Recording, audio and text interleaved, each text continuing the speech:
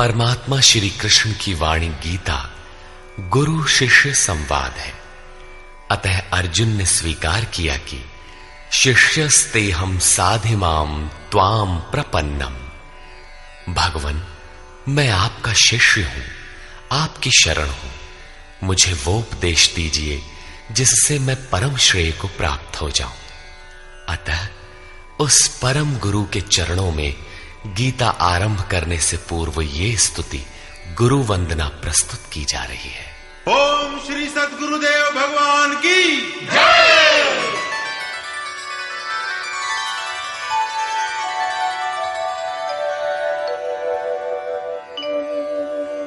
जय सद्गुरुदेवं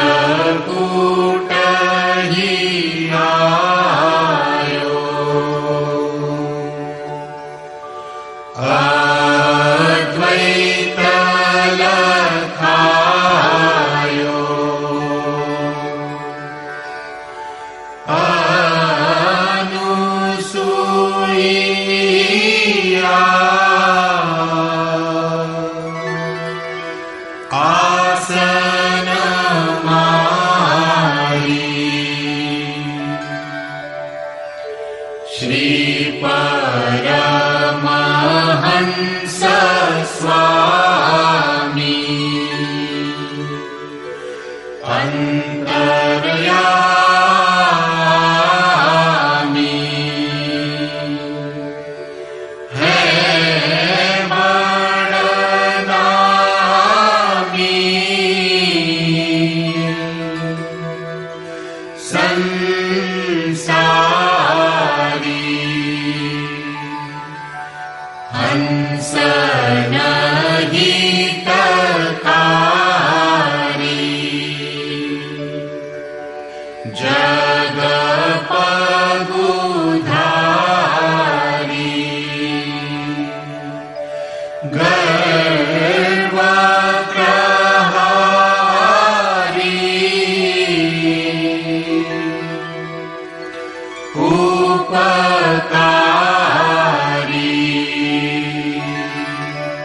सतपंथ चलायो भरम मिटायो रूप लखायो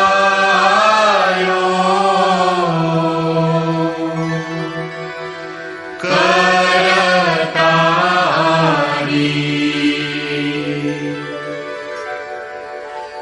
यह शिष्य है तेरो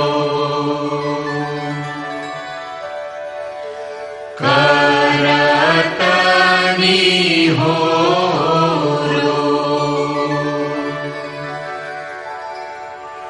मोह पर हेरो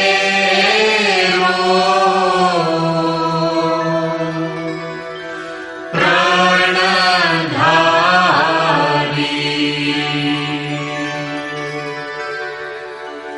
जय सद्गुरुदेवम्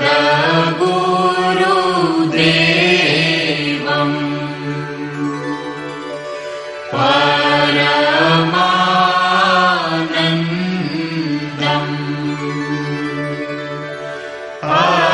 अमर शरीरम्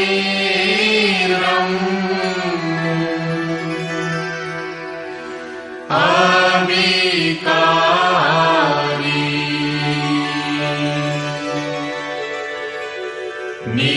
निरगुण निरमूलम्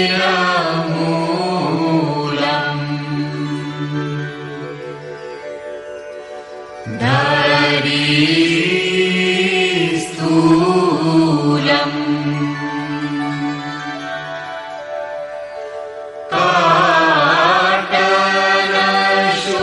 काटलशूलम्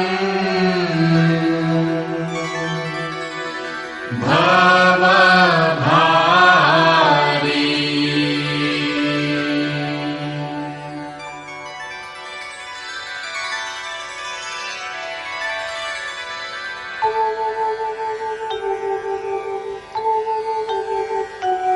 ओम जय गुरुदेव जय गुरुदेव जय गुरुदेव जय गुरुदेव ओम जय गुरुदेव जय गुरुदेव जय गुरुदेव जय गुरुदेव ओम जय गुरुदेव जय गुरुदेव जय गुरुदेव जय गुरुदेव। अमृतंश बहनों तथा भाइयों, जिन महापुरुष ने समस्त वेदों का संकलन किया, वेदांत शास्त्र का प्रवर्तन किया, महाभारत तथा भागवत जिनकी कृतियां हैं, उन्होंने शास्त्रों के रूप में किसी ग्रंथ को मान्यता दी तो वो है भगवान श्री कृष्णोक्त गीता। तरह तरह की पूजा पद्धतियां परस्पर विरोधी संगठन धर्म के नाम पर प्रचलित हैं, जबकि धर्म का लक्ष्य है एक परमात्मा की शोध। कल्याण स्वरूप वो परमात्मा एक है, उसे प्राप्त करने की निश्चित क्रिया का पालन धर्म है। जब परमात्मा एक है, उसे प्राप्त करने की क्रिया एक है, तो बहुत से पंथ क्यों? इसके समाधान के लिए प्रस्तुत है यथार्थ गीता का भावांश, ये गीता कैसेट। धर्म के सरल स्वरूप और उसकी प्राप्ति हेतु निर्धारित क्रिया का क्रमबद्ध तथा पूर्ण विवरण योगेश्वर श्री कृष्णोक्त गीता है। विश्व के प्रत्येक महापुरुष ने जो कुछ भी साधन बताया है, वो सब का सब तथा अनेक गोपनीय स्थितियों का स्पष्टीकरण अकेले गीता में है। इसलिए संपूर्ण मानव जाति के कल्याण का अतर्क शास्त्र गीता है। महाभारत में संकेत है कि जब कौरवों और पांडवों की सेनाएं आमने सामने खड़ी हो गईं, तो संपूर्ण निशांतर कौरवों में प्रवेश कर गए और सभी देवता पांडवों में। इस कथन से महर्षि व्यास ने स्पष्ट कर दिया कि गीता के सभी पात्र देवता या असुर हैं तथा प्रतीकात्मक हैं। प्रत्येक मनुष्य के अंतःकरण में दैवी और आसुरी दो प्रकृतियां अनादिकाल से हैं। दैवी शक्तियों के सहयोग से जब मनुष्य अपने आत्म स्वरूप की ओर अग्रसर होता है, तो काम, क्रोध, राग, द्वेष इत्यादि आसुरी वृत्तियां बाधा के रूप में आक्रमण करती हैं। उनका पार पाना ही वास्तविक युद्ध है। अर्जुन श्रेय के लिए विकल था। उसकी दृष्टि में श्रेय का उपाय था कुल धर्म, पिंडोदक क्रिया, वर्ण संकर से बचाव, कुल क्षय से बचने के लिए युद्ध न करना इत्यादि।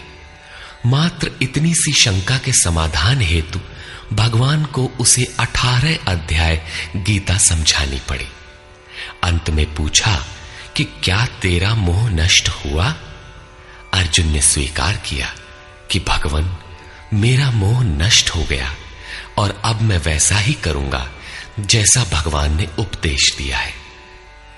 वस्तुतः ये केवल अर्जुन की शंका नहीं थी, बल्कि मानव मात्र की शंका है कि श्रेय क्या है, उसे कैसे प्राप्त करें। इसलिए स्त्री पुरुष, आबाल वृद्ध, मानव मात्र के लिए गीता के 18 अध्याय का अनुशीलन एवं नियमित पाठ नितांत आवश्यक है, जिससे ब्रह्म विधि की स्मृति सृजित रहे तथा बच्चों में भी इन कल्याणकारी संस्कारों का सृजन हो सके। इस गीता ज्ञान के बिना कोई भी मनुष्य उस ईश्वर के पथ पर नहीं चल सकता। अक्षय सुख, शाश्वत शांति, लोक में समृद्धि तथा मूल शंका समाधान हेतु इन कैसेटों का संकलन किया गया है। इसके नियमित श्रवण से संपूर्ण परिवार तथा स्वजन समुदाय को सुसंस्कृत करें। संसार में कहीं भी मनुष्य हो, उसके लिए गीता सदैव अमृत वाहिनी है। गीता आपका शास्त्र है। गौरव का विषय है कि 5000 वर्ष से भी अधिक अंतराल के बाद श्री कृष्ण का यथार्थ गायन आपके सम्मुख है। जन्म जन्मांतर की रूढ़ियों से ग्रस्त मस्तिष्क को स्वच्छ कर चिंतन के प्रशस्त पथ पर चलने के लिए इन कैसेटों का प्रसारण प्रातः अवश्य करें।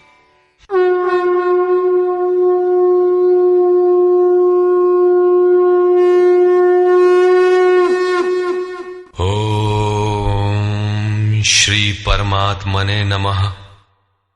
यथार्थ गीता, श्रीमद् भगवत गीता, अथ प्रथमो अध्यायः।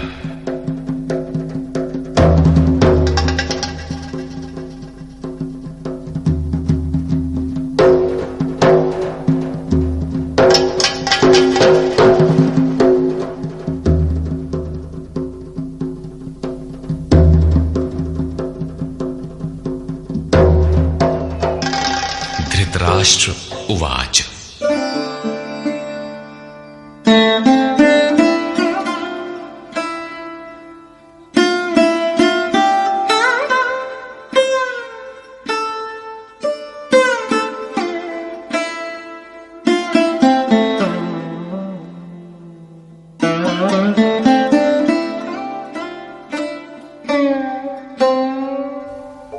धर्मक्षेत्रे कुरुक्षेत्रे समवेता युयुत्सवः मामकाः पाण्डवाश्चैव किमकुर्वत संजय। धृतराष्ट्र ने पूछा, हे संजय, धर्म क्षेत्र कुरुक्षेत्र में एकत्र युद्ध की इच्छा वाले मेरे और पांडु के पुत्रों ने क्या किया? अज्ञान रूपी धृतराष्ट्र और संयम रूपी संजय। अज्ञान मन के अंतराल में रहता है, अज्ञान से आवृत मन धृतराष्ट्र जन्मांध है, किंतु संयम रूपी संजय के माध्यम से यह देखता है, सुनता है। वो समझता है कि परमात्मा ही सत्य है। फिर भी जब तक इससे उत्पन्न मोह रूपी दुर्योधन जीवित है, इसकी दृष्टि सदैव कौरवों पर रहती है, विकारों पर ही रहती है। धर्म एक क्षेत्र है। जब हृदय देश में दैवी संपत्ति का बाहुल्य होता है तो यह शरीर धर्म क्षेत्र बन जाता है, और जब इसमें आसुरी संपत्ति का बाहुल्य होता है तो यह शरीर कुरुक्षेत्र बन जाता है। कुरु अर्थात करो। यह शब्द आदेशात्मक है। भगवान श्री कृष्ण कहते हैं, प्रकृति से उत्पन्न तीनों गुणों द्वारा परवश होकर मनुष्य कर्म करता है। वो क्षण मात्र भी कर्म किए बिना नहीं रह सकता, गुण उससे करा लेते हैं। तीनों गुण मनुष्य को देवता से कीट पर्यंत शरीरों में ही बांधते हैं। जब तक प्रकृति और प्रकृति से उत्पन्न गुण जीवित हैं, तब तक कुरु लगा रहेगा। अतः जन्म मृत्यु वाला क्षेत्र, विकारों वाला क्षेत्र कुरुक्षेत्र है, और परम धर्म परमात्मा में प्रवेश दिलाने वाली पुण्यमयी प्रवृत्तियों का क्षेत्र धर्म क्षेत्र है। पुरातत्वविद पंजाब में काशी प्रयाग के मध्य तथा अनेकानेक स्थलों पर कुरुक्षेत्र की शोध में लगे हैं, किंतु गीताकार ने स्वयं बताया है कि जिस क्षेत्र में यह युद्ध हुआ वो कहां है। इदम शरीरम कौन्तेय क्षेत्र मित्य भिधीयते। अर्जुन, ये शरीर ही क्षेत्र है, और जो इसको जानता है, इसका पार पा लेता है, वो क्षेत्रज्ञ है। आगे इन्होंने क्षेत्र का विस्तार बताया, जिसमें 10 इंद्रियां, मन, बुद्धि, अहंकार, 5 विकार और 3 गुणों का वर्णन है। शरीर ही क्षेत्र है, एक अखाड़ा है। इसमें लड़ने वाली प्रवृत्तियां 2 हैं, दैवी संपद और आसुरी संपद। पांडु की संतान और धृतराष्ट्र की संतान सजातीय और विजातीय प्रवृत्तियां। अनुभवी महापुरुष की शरण जाने पर इन दोनों प्रवृत्तियों में संघर्ष का सूत्रपात होता है। यह क्षेत्र क्षेत्रज्ञ का संघर्ष है, और यही वास्तविक युद्ध है। विश्व युद्धों से इतिहास भरा पड़ा है, किंतु उनमें जीतने वालों को भी शाश्वत विजय नहीं मिलती। ये तो आपसी बदले हैं। प्रकृति का सर्वथा शमन करके प्रकृति से परे की सत्ता का दिग्दर्शन करना और उसमें प्रवेश पाना ही वास्तविक विजय है। यही एक ऐसी विजय है जिसके पीछे हार नहीं है।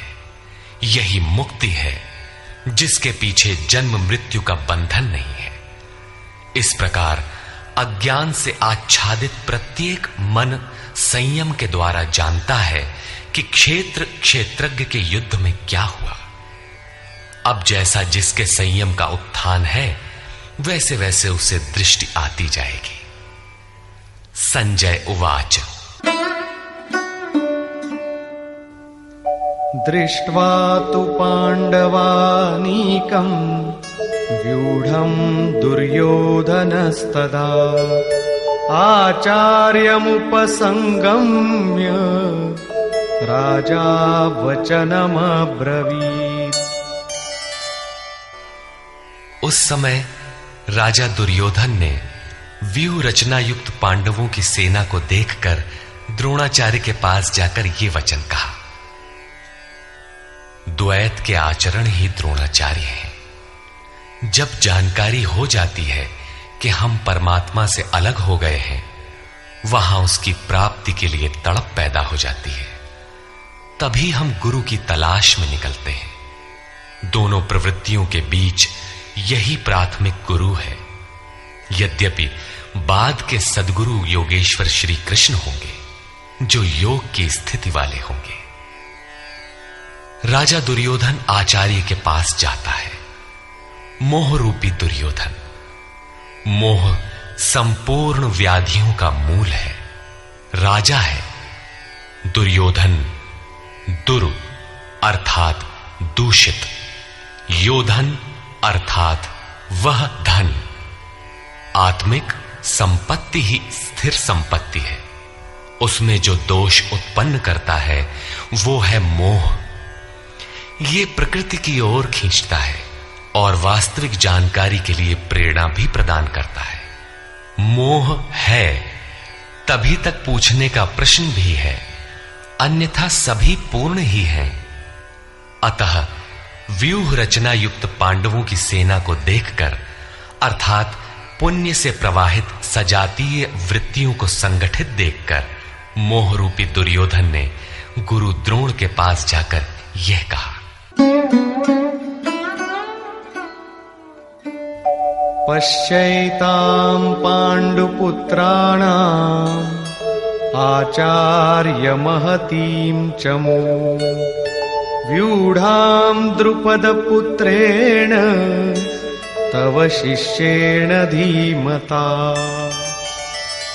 हे आचार्य, आपके बुद्धिमान शिष्य द्रुपद पुत्र धृष्टद्युम्न द्वारा व्यूहाकार खड़ी की हुई पांडु पुत्रों की इस भारी सेना को देखिए। शाश्वत अचल पद में आस्था रखने वाला दृढ़ मन ही धृष्टद्युम्न है। यही पुण्यमयी प्रवृत्तियों का नायक है। साधन कठिन न मन कर टेका। साधन कठिन नहीं, मन की दृढ़ता कठिन होनी चाहिए। अब देखें सेना का विस्तार। अत्र शूरा महेश्वासा भीमार्जुन समायुधि युयुधानो विराटश्च द्रुपदश्च महारथः। इस सेना में महेश्वासा, महान ईश में वास दिलाने वाले भाव रूपी भीम, अनुराग रूपी अर्जुन के समान बहुत से शूरवीर, जैसे सात्विकता रूपी सात्यकी, विराट सर्वत्र ईश्वरी प्रवाह की धारणा, महारथी राजा द्रुपद अर्थात अचल स्थिति, तथा धृष्टकेतुश्चेकितानः काशीराजश्च वीर्यवान् पुरुजित कुंती भोजश्च शैब्यश्च नरपुंगवः। धृष्ट केतु दृढ़ कर्तव्य, चेकितानः जहां भी जाए वहां से चित्त को खींचकर इष्ट में स्थिर करना, काशीराजः काया रूपी काशी में ही वो साम्राज्य है, पुरुजित स्थूल सूक्ष्म और कारण शरीरों पर विजय दिलाने वाला पुरुजित, कुंती भोजः कर्तव्य से भव पर विजय, नरों में श्रेष्ठ शैव्य अर्थात सत्य व्यवहार। युधामन्युश्च विक्रान्तः उत्तमौजाश्च वीर्यवान् सौभद्रो द्रौपदेयाश्च सर्व एव महारथाः। और पराक्रमी युधामन्यु, युद्ध के अनुरूप मन की धारणा, उत्तमौजाः शुभ की मस्ती, सुभद्रा पुत्र अभिमन्यु। जब शुभ आधार आ जाता है तो मन भय से रहित हो जाता है। ऐसा शुभ आधार से उत्पन्न अभय मन, ध्यान रूपी द्रौपदी के पांचों पुत्र वात्सल्य, लावण्य, सौम्यता, स्थिरता, सहृदयता, सब के सब महारथी है। साधन पथ पर संपूर्ण योग्यता के साथ चलने की क्षमताएं हैं। इस प्रकार दुर्योधन ने पांडव पक्ष के 15-20 नाम गिनाए, जो दैवी संपद के महत्वपूर्ण अंग है। विजातीय प्रवृत्ति का राजा होते हुए भी मोह ही सजातीय प्रवृत्तियों को समझने के लिए बाध्य करता है। दुर्योधन अपना पक्ष संक्षेप में कहता है, यदि कोई बाह्य युद्ध होता तो अपनी फौज बढ़ा चढ़ा कर गिनाता, विकार कम गिनाए गए, क्योंकि उन पर विजय पाना है, वे नाशवान हैं। केवल 5-7 विकार बताए गए, जिनके अंतराल में संपूर्ण बहिर्मुखी प्रवृत्ति विद्यमान है, जैसे अस्माकं तु विशिष्टाये तान्निबोध द्विजोत्तम नायका मम सैन्यस्य संज्ञार्थं तान् ब्रवीमि ते। द्विजोत्तम, हमारे पक्ष में जो जो प्रधान हैं उन्हें भी आप समझ लें। आपको जानने के लिए मेरी सेना के जो नायक हैं उनको कहता हूं। बाह्य युद्ध में सेनापति के लिए द्विजोत्तम संबोधन असामयिक है। वस्तुतः गीता अंतःकरण की 2 प्रवृत्तियों का संघर्ष है, जिसमें द्वैत का आचरण ही द्रोण है। जब तक हम लेश मात्र भी आराध्य से अलग हैं, तब तक प्रकृति विद्यमान है, द्वैत बना है। इस द्वि पर जय पाने की प्रेरणा प्रथम गुरु द्रोणाचार्य से मिलती है। अधूरी शिक्षा ही पूर्ण जानकारी के लिए प्रेरणा प्रदान करती है। वो पूजा स्थली नहीं, वहां शौर्य सूचक संबोधन होना चाहिए। विजातीय प्रवृत्ति के नायक कौन कौन हैं?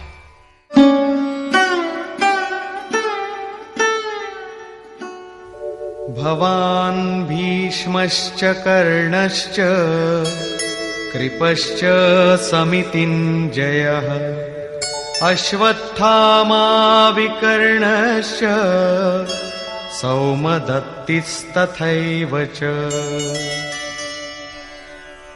एक तो स्वयं आप द्वैत के आचरण रूपी द्रोणाचार्य हैं। भ्रम रूपी पितामह भीष्म हैं। भ्रम इन विकारों का उद्गम है, अंत तक जीवित रहता है, इसलिए पितामह है। समूची सेना मर गई, ये जीवित था। शरशैया पर अचेत था, फिर भी जीवित था। ये है भ्रम रूपी भीष्म। भ्रम अंत तक रहता है। इसी प्रकार विजातीय कर्म रूपी कर्ण तथा संग्राम विजयी कृपाचार्य है। साधनावस्था में साधक द्वारा कृपा का आचरण ही कृपाचार्य है।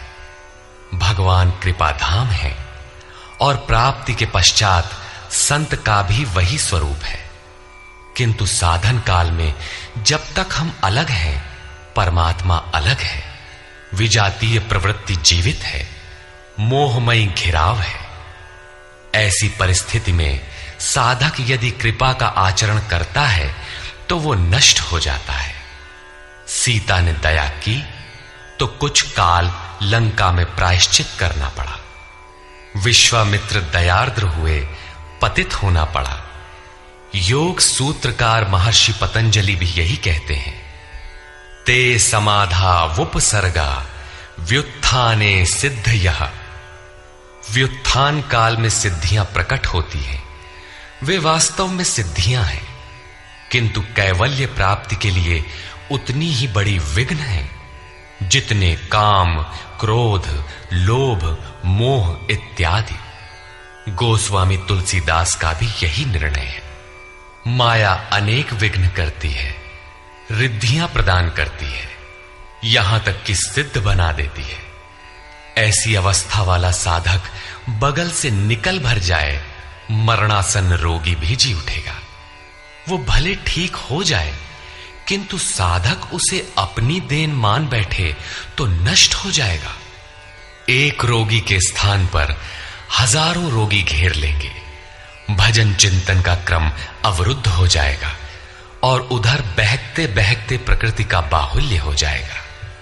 यदि लक्ष्य दूर है और साधक कृपा करता है तो कृपा का अकेला आचरण ही समितिंजय समूची सेना को जीत लेगा। इसलिए साधक को पूर्ति पर्यंत इससे सतर्क रहना चाहिए। दया बिनु संत कसाई, दया करी तो आफत आई। लेकिन अधूरी अवस्था में यह विजातीय प्रवृत्ति का दुर्धर्ष योद्धा है।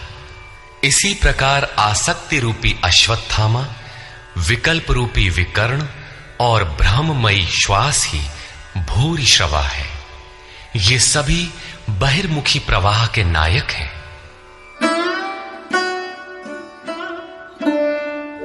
अन्ये च बहवः शूराः मदर्थे त्यक्तजीविताः नानाशस्त्र प्रहरणाः सर्वे युद्धविशारदाः। और भी बहुत से शूरवीर अनेक शस्त्रों से युक्त मेरे लिए जीवन की आशा को त्याग कर युद्ध में डटे हैं। सभी मेरे लिए प्राण त्यागने वाले हैं, किंतु उनकी कोई ठोस गणना नहीं है। अब कौन सी सेना किन भावों द्वारा सुरक्षित है, इस पर कहते हैं अपर्याप्तं तदस्माकं बलं भीष्माभिरक्षितं पर्याप्तं त्विदमेतेषां बलं भीमाभिरक्षितम्। भीष्म द्वारा रक्षित हमारी सेना सब प्रकार से अजेय है और भीम द्वारा रक्षित इन लोगों की सेना जीतने में सुगम है। पर्याप्त और अपर्याप्त जैसे श्लिष्ट शब्द का प्रयोग दुर्योधन की आशंका को व्यक्त करता है। अतः देखना है कि भीष्म कौन सी सत्ता है जिस पर कौरव निर्भर करते हैं, तथा भीम कौन सी सत्ता है जिस पर दैवी संपद संपूर्ण पांडव निर्भर है। दुर्योधन अपनी व्यवस्था देता है कि अयनेषु च सर्वेषु यथा भागमवस्थिताः भीष्ममेवाभिरक्षन्तु भवन्तः सर्व एव हि। इसलिए सब मोर्चों पर अपनी अपनी जगह स्थित रहते हुए आप लोग सब के सब भीष्म की ही सब ओर से रक्षा करें। यदि भीष्म है तो हम अजेय हैं, इसलिए आप पांडवों से न लड़कर केवल भीष्म की ही रक्षा करें। कैसा योद्धा है भीष्म, जो स्वयं अपनी रक्षा नहीं कर पा रहा है, कौरवों को उसकी रक्षा व्यवस्था करनी पड़ रही है। यह कोई बाह्य योद्धा नहीं, ब्रह्म ही भीष्म है। जब तक ब्रह्म जीवित है तब तक विजातीय प्रवृत्तियां कौरव अजेय हैं। अजेय का यह अर्थ नहीं कि जिसे जीता ही ना जा सके, बल्कि अजेय का अर्थ दुर्जय है, जिसे कठिनाई से जीता जा सकता हो। महा अजय संसार रिपु जीत सकई सो वीर। यदि भ्रम समाप्त हो जाए तो अविद्या अस्तित्वहीन हो जाए। मोह इत्यादि जो आंशिक रूप से बचे भी हैं, शीघ्र ही समाप्त हो जाएंगे। भीष्म की इच्छा मृत्यु थी, इच्छा ही भ्रम है। इच्छा का अंत और भ्रम का मिटना एक ही बात है। इसी को संत कबीर ने सरलता से कहा, इच्छा काया इच्छा माया इच्छा जग उपजाया। कह कबीर जे इच्छा विवर्जित ताका पार न पाया। जहां भ्रम नहीं होता वो अपार और अव्यक्त है। इस शरीर के जन्म का कारण इच्छा है, इच्छा ही माया है और इच्छा ही जगत की उत्पत्ति का कारण है। सो कामयत तदैक्षत बहुश्याम प्रजायेय इति। कबीर कहते हैं, जो इच्छाओं से सर्वथा रहित हैं, तिनका पार न पाया। वे अपार अनंत असीम तत्व में प्रवेश पा जाते हैं। यो कामो निष्काम आप्त काम आत्म कामो न तस्य प्राणा उत्क्रामंति ब्रह्म व सन ब्रह्माप्येति। जो कामनाओं से रहित आत्मा में स्थिर आत्म स्वरूप है, उसका कभी पतन नहीं होता। वो ब्रह्म के साथ एक हो जाता है। आरंभ में इच्छाएं अनंत होती है और अंततो गत्वा परमात्म प्राप्ति की इच्छा शेष रहती है। जब ये इच्छा भी पूरी हो जाती है, तब इच्छा भी मिट जाती है। यदि उससे भी बड़ी कोई वस्तु होती तो आप उसकी इच्छा अवश्य करते। जब उससे आगे कोई वस्तु है ही नहीं, तो इच्छा किसकी होगी? जब प्राप्त होने योग्य कोई वस्तु अप्राप्त न रह जाए, तो इच्छा भी समूल नष्ट हो जाती है और इच्छा के मिटते ही ब्रह्म का सर्वथा अंत हो जाता है। यही भीष्म की इच्छा मृत्यु है। भीम द्वारा रक्षित इन लोगों की सेना जीतने में सुगम है। भाव रूपी भीम, भावे विद्यते देवः। भाव में वो क्षमता है कि अविदित परमात्मा भी विदित हो जाता है। भाववस्य भगवान सुख निधान करुणा अयन। श्री कृष्ण ने इसे श्रद्धा कहकर संबोधित किया है। भाव में वो क्षमता है कि भगवान को भी वश में कर लेता है।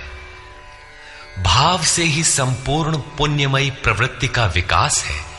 ये पुण्य का संरक्षक है तो इतना बलवान कि परम देव परमात्मा को संभव बनाता है, किंतु साथ ही इतना कोमल भी है कि आज भाव है तो कल अभाव में बदलते देर नहीं लगती। इष्ट में लेश मात्र भी त्रुटि प्रतीत होने पर भाव डगमगा जाता है। पुण्यमयी प्रवृत्ति विचलित हो उठती है, इष्ट से संबंध टूट जाता है। इसलिए भीम द्वारा रक्षित इन लोगों की सेना जीतने में सुगम है। महर्षि पतंजलि का भी यही निर्णय है। स तु दीर्घ काल नैरंतर्य सत्कारा सेवितो दृढ़ भूमि। दीर्घ काल तक निरंतर श्रद्धा भक्ति पूर्वक किया हुआ साधन ही दृढ़ हो पाता है।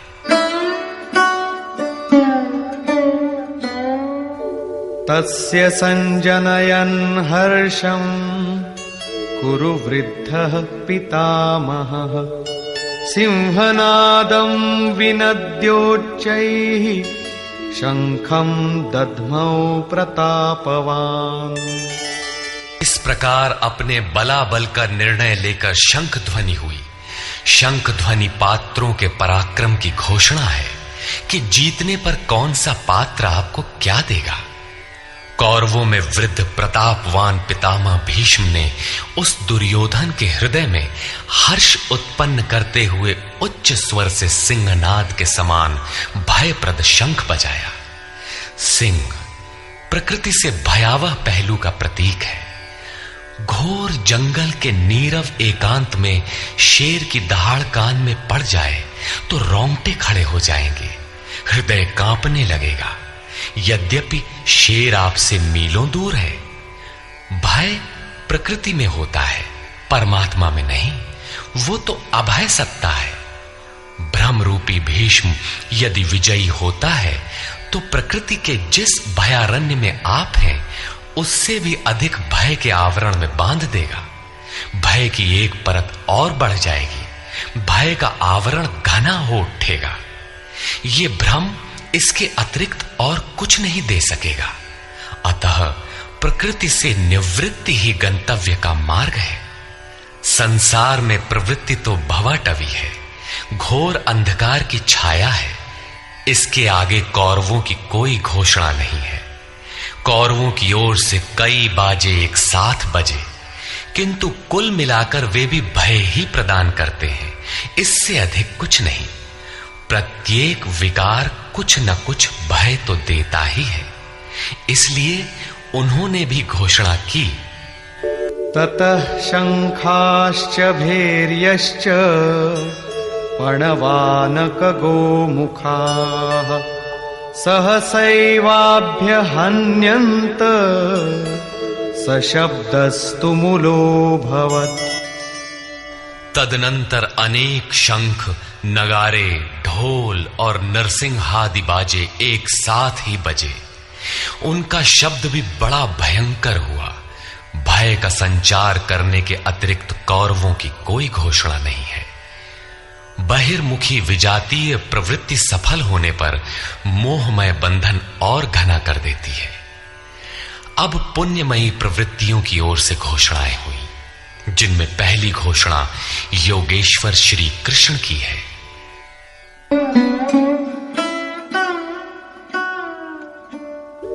ततः श्वेतैर्हयैर्युक्ते महती स्यन्दने स्थितौ माधव पाण्डवश्चैव दिव्यौ शंखौ प्रदध्मतु। इसके उपरांत श्वेत घोड़ों से युक्त, जिनमें लेश मात्र कालिमा दोष नहीं है, श्वेत सात्विक निर्मलता का प्रतीक है। महति स्यन्दने, महान रथ पर बैठे हुए योगेश्वर श्री कृष्ण और अर्जुन ने भी अलौकिक शंख बजाए। अलौकिक का अर्थ है लोकों से परे। मृत्युलोक, देवलोक, ब्रह्मलोक, जहां तक जन्म मरण का भय है, उन समस्त लोकों से परे पारलौकिक पारमार्थिक स्थिति प्रदान करने की घोषणा योगेश्वर श्री कृष्ण की है। सोने चांदी काठ का रथ नहीं, रथ अलौकिक, शंख अलौकिक, अतः घोषणा भी अलौकिक ही है। लोकों से परे एकमात्र ब्रह्म है, सीधा उससे संपर्क स्थापित कराने की घोषणा है। पांचजन्यं ऋषिकेशो देवदत्तं धनञ्जयः पौंड्रं दध्मौ महाशंखं भीमकर्मावृकोदरः।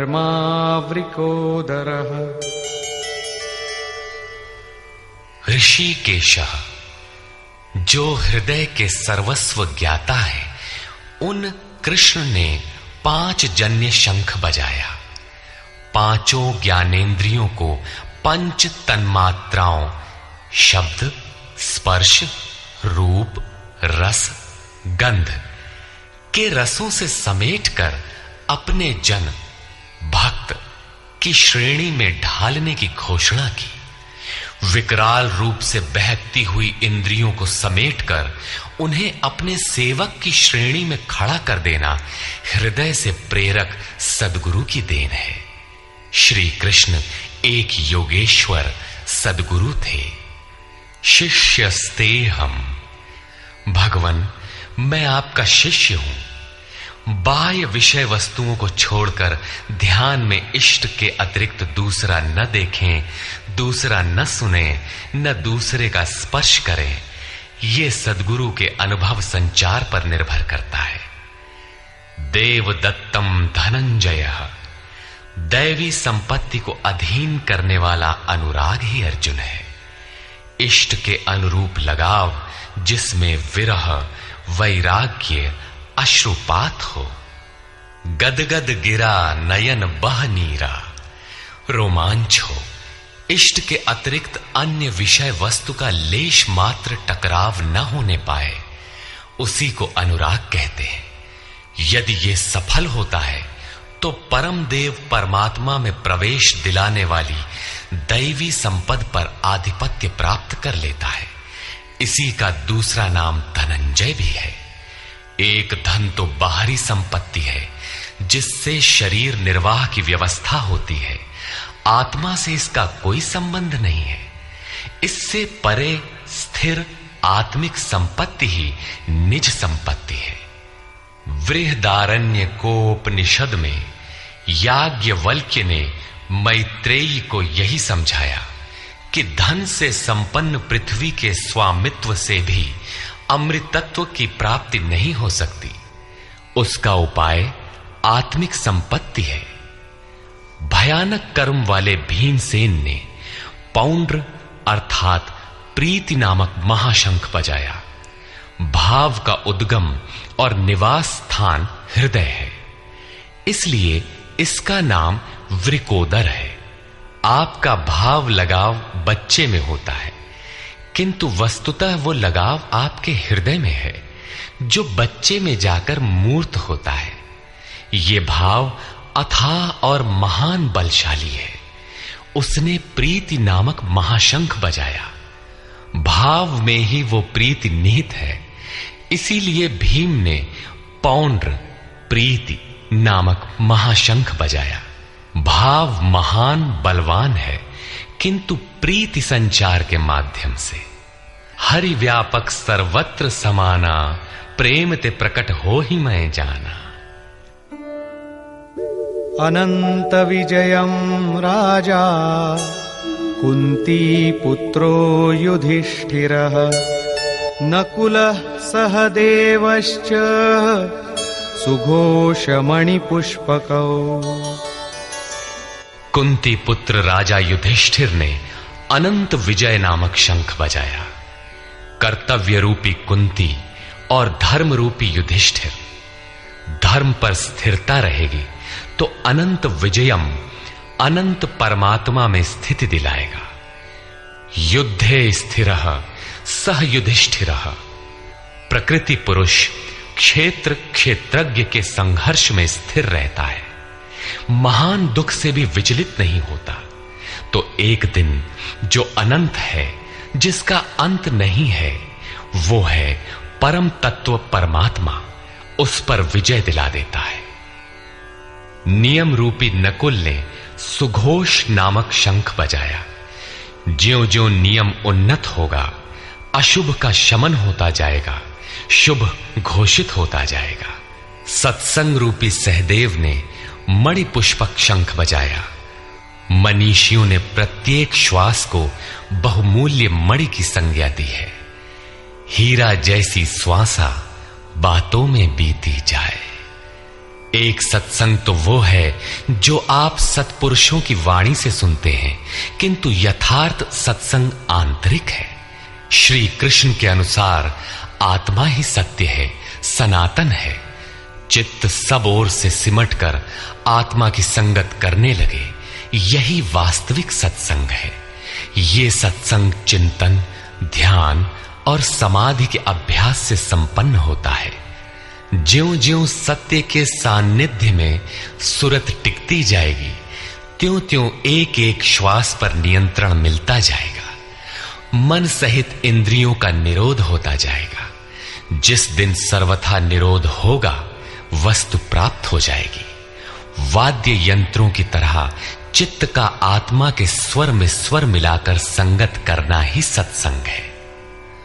बाह्य मणि कठोर है, किंतु श्वास मणि पुष्प से भी कोमल है। पुष्प तो विकसित होने या टूटने पर कुम्हलाता है, किंतु आप अगले श्वास तक जीवित रहने की गारंटी नहीं दे सकते। किंतु सत्संग सफल होने पर प्रत्येक श्वास पर नियंत्रण दिलाकर परम लक्ष्य की प्राप्ति करा देता है। इसके आगे पांडवों की कोई घोषणा नहीं है, किंतु प्रत्येक साधन कुछ न कुछ निर्मलता के पथ में दूरी तय करता है। आगे कहते हैं,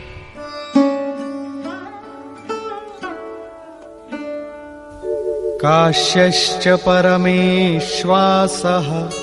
शिखण्डी च महारथः धृष्टद्युम्नो विराटश्च सात्यकिश्चापराजितः। काया रूपी काशी। पुरुष जब सब ओर से मन सहित इंद्रियों को समेटकर काया में ही केंद्रित करता है, तो परमेश्वासः परम ईश में वास का अधिकारी हो जाता है। परम ईश में वास दिलाने में सक्षम काया ही काशी है। काया में ही परम ईश का निवास है। परमेश्वास का अर्थ श्रेष्ठ धनुष वाला नहीं, बल्कि परम धन ईश धन वास है। शिखा सूत्र का त्याग ही शिखंडी है। आजकल लोग सिर के बाल कटा लेते हैं और सूत्र के नाम पर गले की जनेऊ हटा लेते हैं, अग्नि जलाना छोड़ देते हैं। हो गया सन्यास उनका। नहीं, वस्तुतः शिखा लक्ष्य का प्रतीक है जिसे आपको पाना है, और सूत्र है संस्कारों का। जब तक आगे परमात्मा को पाना शेष है, पीछे संस्कारों का सूत्रपात लगा हुआ है, तब तक त्याग कैसा, सन्यास कैसा? अभी तो चलने वाले पथिक हैं। जब प्राप्तव्य प्राप्त हो जाए, पीछे लगे हुए संस्कारों की डोर कट जाए, ऐसी अवस्था में ब्रह्म सर्वथा शांत हो जाता है। इसलिए शिखंडी ही ब्रह्म रूपी भीष्म का विनाश करता है। शिखंडी चिंतन पथ की विशिष्ट योग्यता है, महारथी है। धृष्टद्युम्न दृढ़ और अचल मन तथा विराटः सर्वत्र विराट ईश्वर का प्रसार देखने की क्षमता इत्यादि दैवी संपद के प्रमुख गुण हैं। सात्विकता ही सात्य की है। सत्य के चिंतन की प्रवृत्ति अर्थात सात्विकता यदि बनी है तो कभी गिरावट नहीं आने पाएगी, इस संघर्ष में पराजित नहीं होने देगी। द्रुपदो द्रौपदेयाश्च सर्वशः पृथिवीपते सौभद्रश्च महाबाहुः शंखान् दद्मुः पृथक् पृथक्। अचल पददायक द्रुपद और ध्यान रूपी द्रौपदी के पांचों पुत्र सहृदयता, वात्सल्य, लावण्य, सौम्यता इत्यादि साधन में महान सहायक महारथी हैं तथा बड़ी भुजा वाला अभिमन्यु, इन सब ने पृथक पृथक शंख बजाए। भुजा कार्यक्षेत्र का प्रतीक है। जब मन भय से रहित हो जाता है तो उसकी पहुंच दूर तक हो जाती है। हे राजन, इन सब ने अलग अलग शंख बजाए, कुछ न कुछ दूरी सभी तय कराते हैं। इनका पालन आवश्यक है, इसलिए इनके नाम गिनाए। इसके अतिरिक्त कुछ दूरी ऐसी भी है जो मन बुद्धि से परे है। भगवान स्वयं ही अंतःकरण में विराज कर तय कराते हैं। इधर दृष्टि बनकर आत्मा से खड़े हो जाते हैं और सामने स्वयं खड़ा होकर अपना परिचय करा लेते हैं। सघोषो धार्तराष्ट्राणाम् हृदयानि व्यदारयत् नभश्च पृथिवीं चैव तुमुलो व्यनुनादयन्।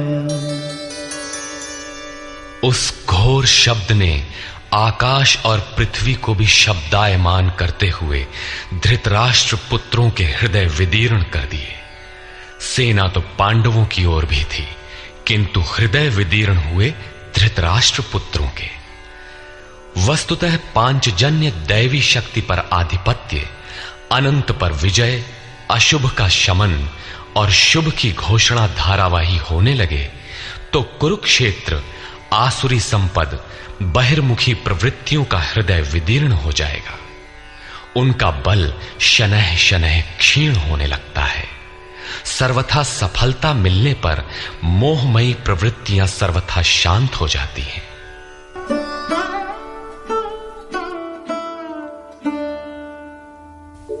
अथ व्यवस्थितान् दृष्ट्वा धार्तराष्ट्रान् कपिध्वजः प्रवृत्ते शस्त्रसम्पाते धनुरुद्यम्य पाण्डवः ऋषिकेशं तदा वाक्यम् इदमाह महीपते सेनयोरुभयोर्मध्ये रथं स्थापयमेच्युत।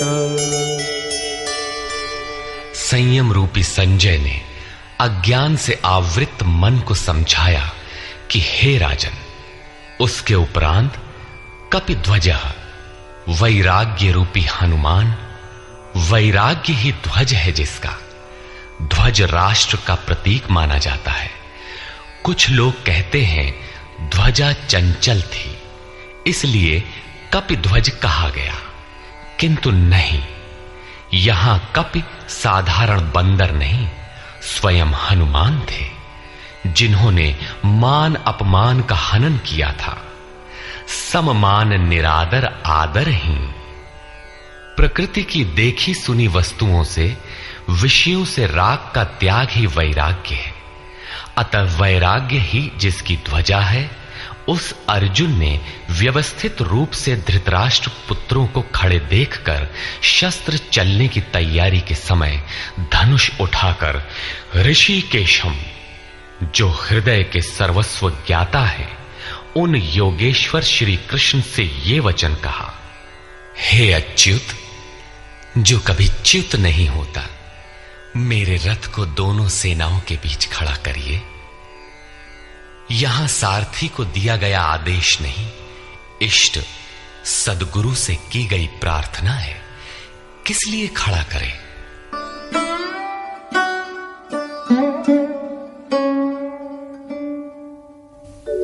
यावदेतान् निरीक्षेऽहं योद्धुकामानवस्थितान् कैर्मया सह योद्धव्यम् अस्मिन् रणसमुद्यमे। जब तक मैं इन स्थित हुए युद्ध की कामना वालों को अच्छी प्रकार देख न लूं कि इस युद्ध के उद्योग में मुझे किन किन के साथ युद्ध करना योग्य है, इस युद्ध व्यापार में मुझे किन किन के साथ युद्ध करना है। योत्स्यमानान् वेक्षेऽहम् य एतेऽत्र समागताः धार्तराष्ट्रस्य दुर्बुद्धेर्युद्धे प्रियचिकीर्षवः। दुर्बुद्धि दुर्योधन का युद्ध में कल्याण चाहने वाले जो जो ये राजा लोग इस सेना में आए हैं, उन युद्ध करने वालों को मैं देखूंगा, इसलिए खड़ा करें। मोह रूपी दुर्योधन, मोहमयी प्रवृत्तियों का कल्याण चाहने वाले जो जो राजा इस युद्ध में आए हैं, उनको मैं देख लूं। संजय उवाच।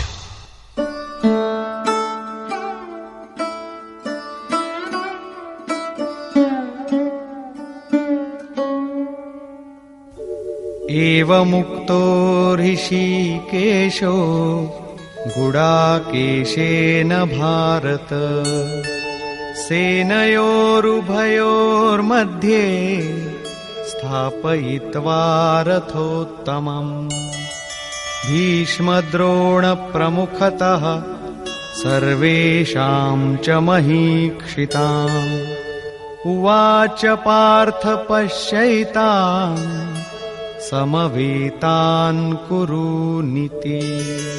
संजय बोला, निद्राजयी अर्जुन द्वारा इस प्रकार कहे जाने पर हृदय के ज्ञाता श्री कृष्ण ने दोनों सेनाओं के बीच भीष्म, द्रोण और महीक्षिताम शरीर रूपी पृथ्वी पर अधिकार जमाए हुए संपूर्ण राजाओं के बीच उत्तम रथ को खड़ा करके कहा कि पार्थ, इन इकट्ठे हुए कौरवों को देख, यहां उत्तम रथ सोने चांदी का रथ नहीं है।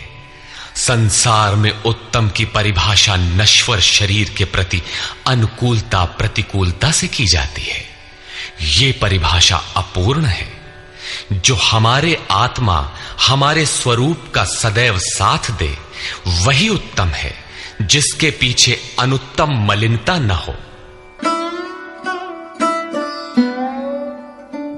तत्रापश्यत् स्थितान् पार्थः पितॄनथ पितामहान् आचार्यान् मातुलान् भ्रातॄन् पुत्रान् पौत्रान् सखींस्तथा श्वशुरान् सुहृदश्चैव सेनयोरुभयोरपि। इसके उपरांत अचूक लक्ष्य वाले पार्थिव शरीर को रथ बनाने वाले पार्थ ने उन दोनों सेनाओं में स्थित पिता के भाइयों को, पितामहों को, आचार्यों को, मामाओं को, भाइयों को, पुत्रों को, पौत्रों को, मित्रों को, श्वसुरों को और सुहृदों को देखा। दोनों सेनाओं में अर्जुन को केवल अपना परिवार, मामा का परिवार, ससुराल का परिवार, सुहृद और गुरुजन दिखाई पड़े। प्रचलित गणना के अनुसार 18 अक्षौहिणी 2.5-3 अरब के लगभग होता है, जो आज के विश्व की जनसंख्या के समकक्ष है। इतने मात्र के लिए यदा कदा विश्व स्तर पर आवास, खाद्य समस्या बन जाती है। इतना बड़ा जन समूह अर्जुन के 3-4 रिश्तेदारों का परिवार मात्र था। क्या इतना बड़ा भी किसी का परिवार होता है? कदापि नहीं। ये हृदय देश का चित्रण है। तान् समीक्ष्य स कौन्तेयः सर्वान् बन्धूनवस्थितान् कृपया परयाविष्टो विषीदन्निदमब्रवीत्। इस प्रकार खड़े हुए उन संपूर्ण बंधुओं को देखकर अत्यंत करुणा से आवृत वो कुंती पुत्र अर्जुन शोक करता हुआ बोला। अर्जुन उवाच।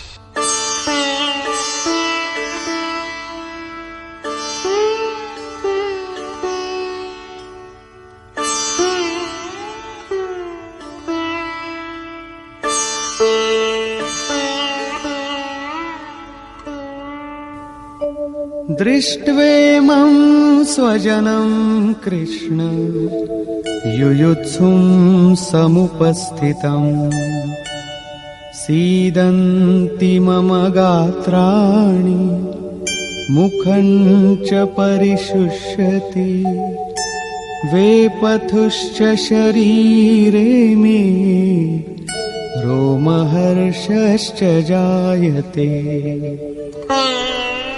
हे कृष्ण, इस युद्ध की इच्छा वाले खड़े हुए स्वजन समुदाय को देखकर मेरे अंग शिथिल हुए जाते हैं, मुख सूखा जाता है और मेरे शरीर में कंप तथा रोमांच हो रहा है। इतना ही नहीं,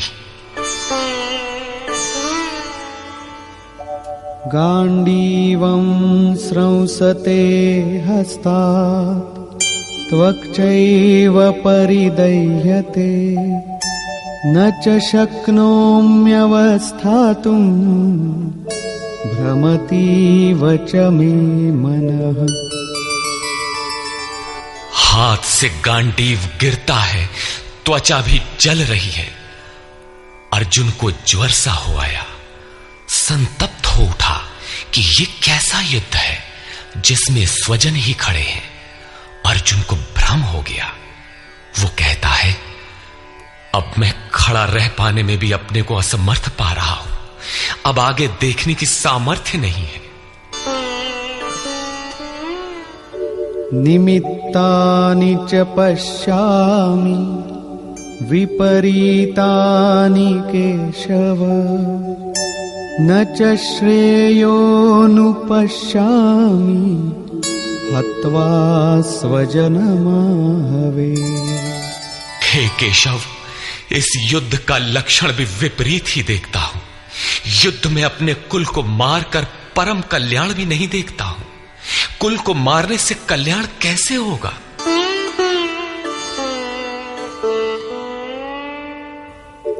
न कांक्षे विजयं कृष्ण न च राज्यं सुखानि च किन्नो राज्येन गोविन्द किं भोगैर्जीवितेन वा। संपूर्ण परिवार युद्ध के मुहाने पर है। इन्हें युद्ध में मारकर विजय से मिलने वाला राज्य और राज्य से मिलने वाला सुख अर्जुन को नहीं चाहिए। वो कहता है, हे श्री कृष्ण, मैं विजय नहीं चाहता, राज्य तथा सुख भी नहीं चाहता। हे गोविंद, हमें राज्य या भोग अथवा जीवन से भी क्या प्रयोजन है? क्यों?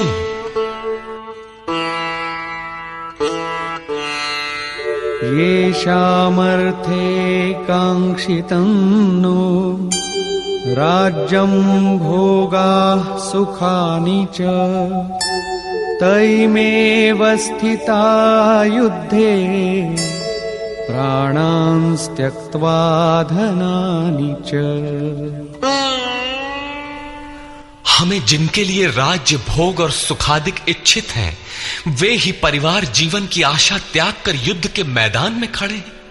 हमें राज्य इच्छित था तो परिवार को लेकर, भोग सुख और धन की पिपासा थी तो स्वजन और परिवार के साथ उन्हें भोगने की थी। किंतु जब सब के सब प्राणों की आशा त्याग कर खड़े हैं तो मुझे सुख, राज्य या भोग नहीं चाहिए। ये सब इन्हीं के लिए प्रिय थे। इनसे अलग होने पर हमें इनकी आवश्यकता नहीं है। जब तक परिवार रहेगा तब तक ये वासनाएं भी रहती हैं। झोपड़ी में रहने वाला भी अपने परिवार, मित्र और स्वजन को मारकर विश्व का साम्राज्य स्वीकार नहीं करेगा। अर्जुन यही कहता है कि हमें भोग प्रिय थे, विजय प्रिय थी, किंतु जिनके लिए थी, जब वे ही नहीं रहेंगे तो भोगों से क्या प्रयोजन? इस युद्ध में मारना किसे है?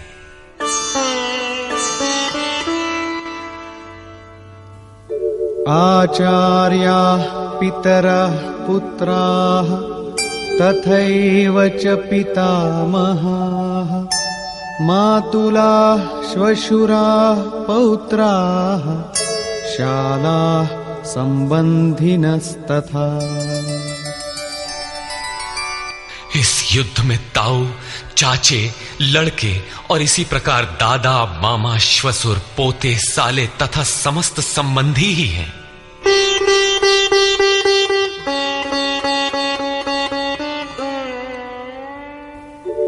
एतान्न हन्तुमिच्छामि घ्नतोऽपि मधुसूदन अपि त्रैलोक्यराज्यस्य हेतो किन्नु मही कृते।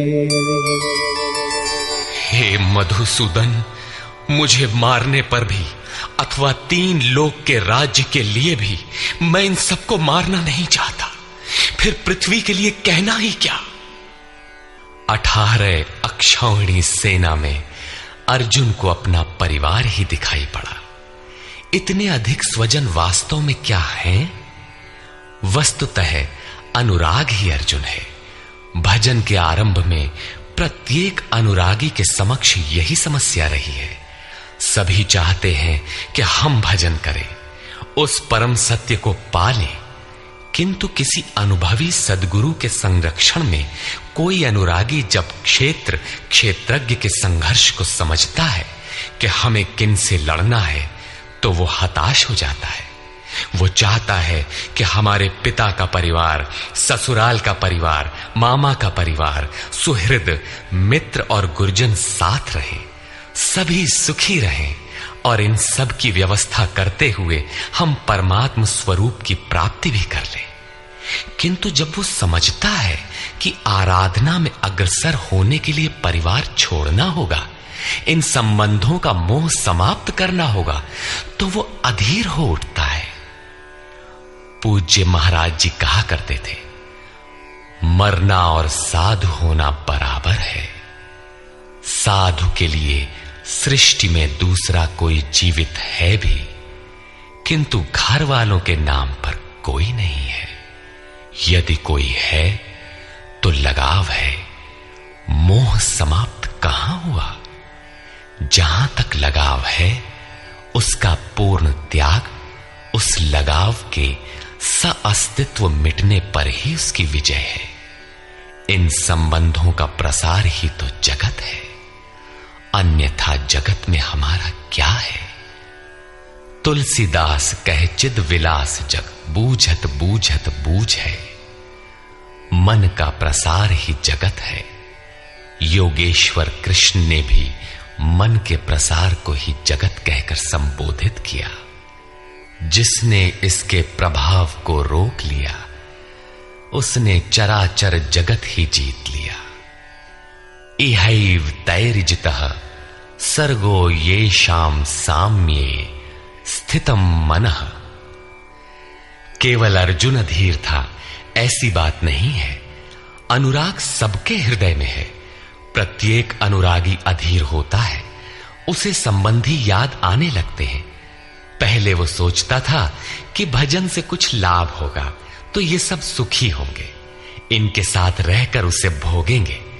जब ये साथ ही नहीं रहे तो सुख लेकर क्या करेंगे। अर्जुन की दृष्टि राज्य सुख तक ही सीमित थी। वो त्रिलोकी के साम्राज्य को ही सुख की पराकाष्ठा समझता था। इसके आगे भी कोई सत्य है, इसकी जानकारी अर्जुन को अभी नहीं है। निहत्य धार्तराष्ट्रान्नः का प्रीति स्याज्जनार्दन पापमेवाश्रयेदस्मान् हत्वैतानाततायिनः। हे जनार्दन, धृतराष्ट्र के पुत्रों को मारकर भी हमें क्या प्रसन्नता होगी। जहां धृतराष्ट्र अर्थात धृष्टता का राष्ट्र है, उससे उत्पन्न मोह रूपी दुर्योधन इत्यादि को मारकर भी हमें क्या प्रसन्नता होगी। इन आतताइयों को मारकर हमें पाप ही तो लगेगा। जो जीवन यापन के तुच्छ लाभ के लिए अनीति अपनाता है वो आतताई कहलाता है, किंतु वस्तुतः इससे भी बड़ा आतताई वो है जो आत्मा के पथ में अवरोध उत्पन्न करता है। आत्मदर्शन में बाधक काम, क्रोध, लोभ, मोह आदि का समूह ही आतताई है। तस्मान्नार्हा वयं हन्तुं धार्तराष्ट्रान् स्वबान्धवान् स्वजनं हि कथं हत्वा सुखिनः स्याम माधव। इससे हे माधव, अपने बांधव धृतराष्ट्र के पुत्रों को मारने के लिए हम योग्य नहीं हैं। स्वबांधव कैसे? वे तो शत्रु थे ना। वस्तुतः शरीर के रिश्ते अज्ञान से उत्पन्न होते हैं। ये मामा है, ससुराल है, स्वजन समुदाय है, ये सब अज्ञान ही तो है। जब शरीर ही नश्वर है तब इसके रिश्ते ही कहां रहेंगे। मोह है तभी तक सुहृद है, हमारा परिवार है, हमारी दुनिया है। मोह नहीं तो कुछ भी नहीं। इसीलिए वे शत्रु भी अर्जुन को स्वजन दिखाई पड़े। वो कहता है कि अपने कुटुंब को मारकर हम कैसे सुखी होंगे। यदि अज्ञान और मोह न रहे तो कुटुंब का अस्तित्व न हो। यह अज्ञान ज्ञान का प्रेरक भी है। भर्तृहरि, तुलसी इत्यादि अनेक महानुभावों को वैराग्य की प्रेरणा पत्नी से मिली, तो कोई सौतेली मां के व्यवहार से खिन्न होकर वैराग्य पथ पर अग्रसर हुआ दिखाई देता है।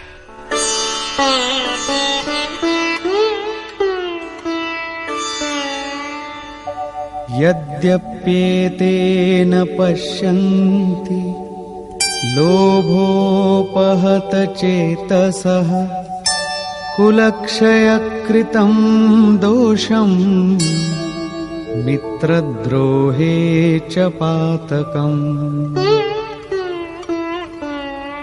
यद्यपि लोभ से भ्रष्ट चित्त हुए ये लोग कुल नाश के दोष और मित्र द्रोह के पाप को नहीं देखते हैं, ये उनकी कमी है।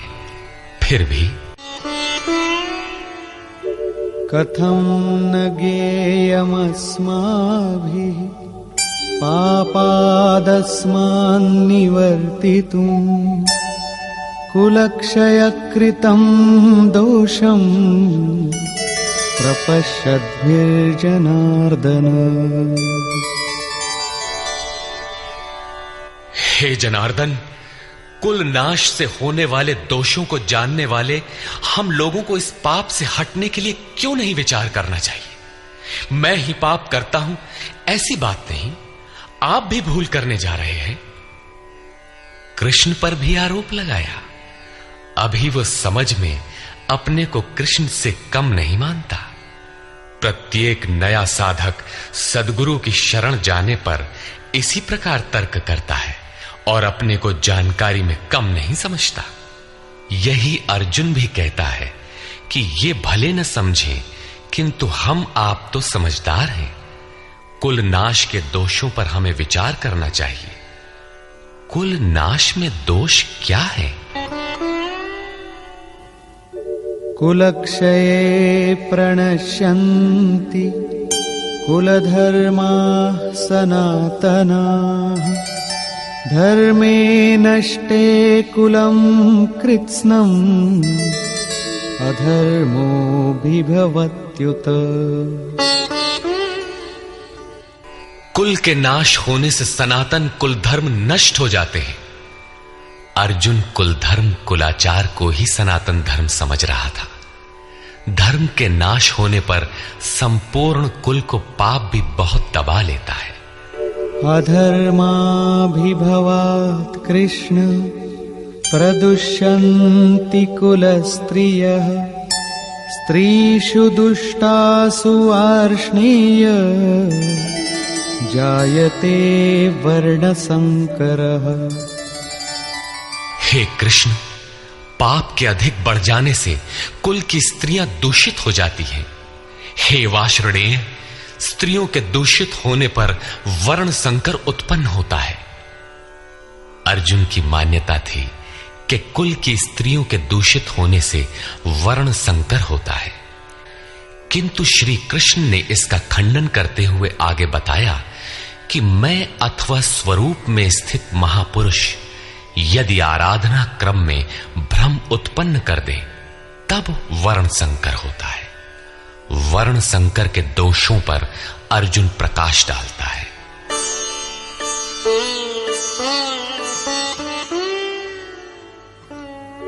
संकरो नरकायैव कुलघ्नानां कुलस्य च पतन्ति पितरो येषां लुप्तपिण्डोदकक्रियाः। वर्ण संकर कुल घातियों और कुल को नरक में ले जाने के लिए ही होता है। लुप्त हुई पिंड क्रिया वाले इनके पितर लोग भी गिर जाते हैं। वर्तमान नष्ट हो जाता है, अतीत के पितर गिर जाते हैं और भविष्य वाले भी गिरेंगे। इतना ही नहीं, दोषैरेतैः कुलघ्नानां वर्णसंकरकारकैः उत्साद्यन्ते जातिधर्माः कुलधर्माश्च शाश्वताः। इन वर्ण संकर कारक दोषों से कुल और कुलघातियों के सनातन कुल धर्म और जाति धर्म नष्ट हो जाते हैं।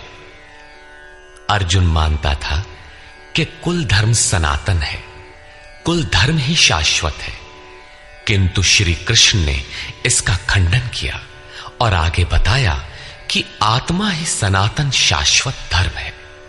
वास्तविक सनातन धर्म को जानने से पहले मनुष्य धर्म के नाम पर किसी न किसी रूढ़ि को जानता है। ठीक इसी प्रकार अर्जुन भी जानता है, जो कृष्ण के शब्दों में एक रूढ़ि है। उत्सन्न कुलधर्माणां मनुष्याणां जनार्दन नरके नियतं वासो भवतीत्यनुशुश्रुम। हे जनार्दन, नष्ट हुए कुल धर्म वाले मनुष्यों का अनंत काल तक नरक में वास होता है, ऐसा हमने सुना है। कुल धर्म ही नहीं नष्ट होता, बल्कि शाश्वत सनातन धर्म भी नष्ट हो जाता है। जब धर्म ही नष्ट हो गया तो ऐसे पुरुष का अनंत काल तक नरक में निवास होता है, ऐसा हमने सुना है, देखा नहीं, सुना है। अहो बत महत् पापं कर्तुं व्यवसिता वयं यद्राज्य सुखलोभेन हन्तुं स्वजनमुद्यताः।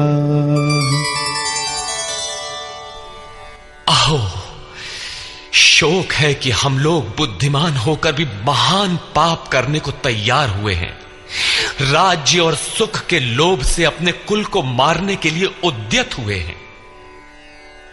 अभी अर्जुन अपने को कम ज्ञाता नहीं समझता। आरंभ में प्रत्येक साधक इसी प्रकार बोलता है। महात्मा बुद्ध का कथन है कि मनुष्य जब अधूरी जानकारी रखता है तो अपने को महान ज्ञानी समझता है, और जब आधे से आगे की जानकारी हासिल करने लगता है तो अपने को महान मूर्ख समझता है। ठीक इसी प्रकार अर्जुन भी अपने को ज्ञानी ही समझता है। वो कृष्ण को ही समझाता है कि उस पाप से परम कल्याण हो, ऐसी बात भी नहीं।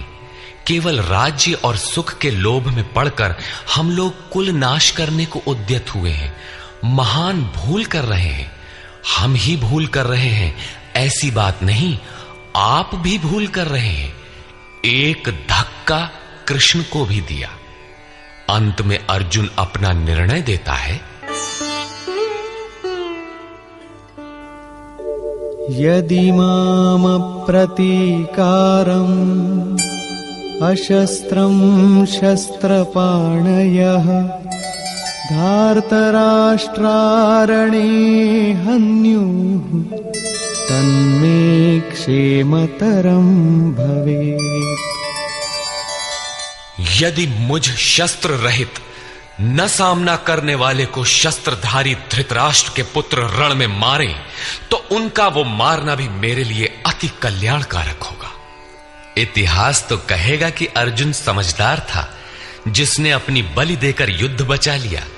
लोग प्राणों की आहुति दे डालते हैं कि भोले भाले मासूम बच्चे सुखी रहें, कुल तो बचा रहे।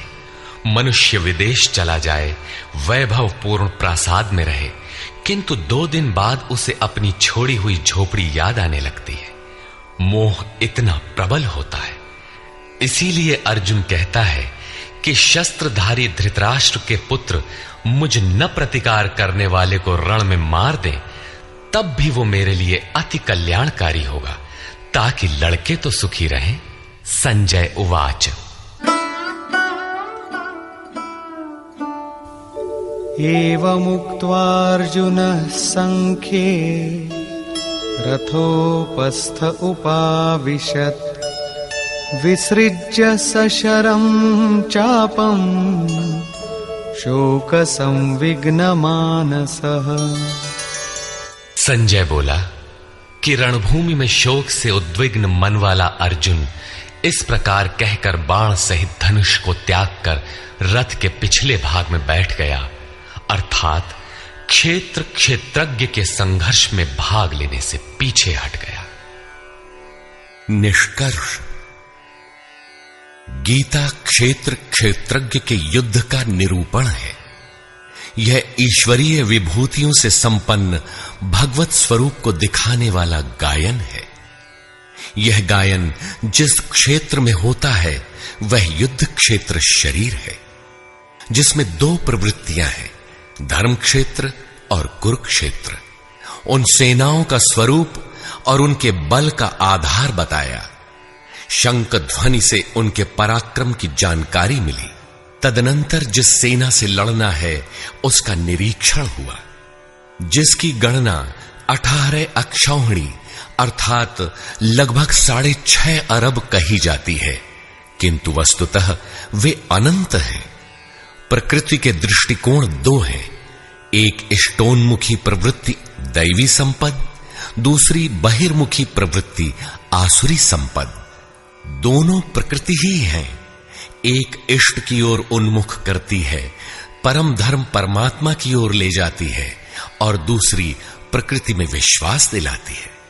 पहले दैवी संपद को साध कर आसुरी संपद का अंत किया जाता है, फिर शाश्वत सनातन परब्रह्म के दिग्दर्शन और उसमें स्थिति के साथ दैवी संपद की आवश्यकता शेष हो जाती है। युद्ध का परिणाम निकल आता है।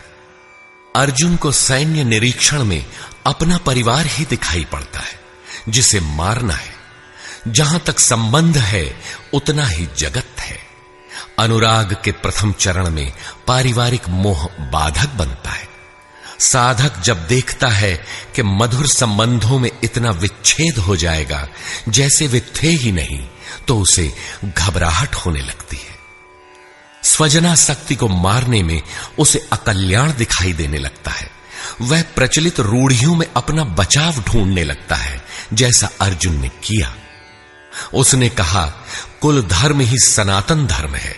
इस युद्ध से सनातन धर्म नष्ट हो जाएगा, कुल की स्त्रियां दूषित होंगी, वर्ण संकर पैदा होगा, जो कुल और कुलघातियों को अनंत काल तक नरक में ले जाने के लिए ही होता है। अर्जुन अपनी समझ से सनातन धर्म की रक्षा के लिए विकल है। उसने श्री कृष्ण से अनुरोध किया कि हम लोग समझदार होकर भी यह महान पाप क्यों करें? अर्थात श्री कृष्ण भी पाप करने जा रहे हैं। अंततोगत्वा पाप से बचने के लिए मैं युद्ध नहीं करूंगा, ऐसा कहता हुआ हताश अर्जुन रथ के पिछले भाग में बैठ गया। क्षेत्रज्ञ के संघर्ष से पीछे हट गया। टीकाकारों ने इस अध्याय को अर्जुन विषाद योग कहा है। अर्जुन अनुराग का प्रतीक है।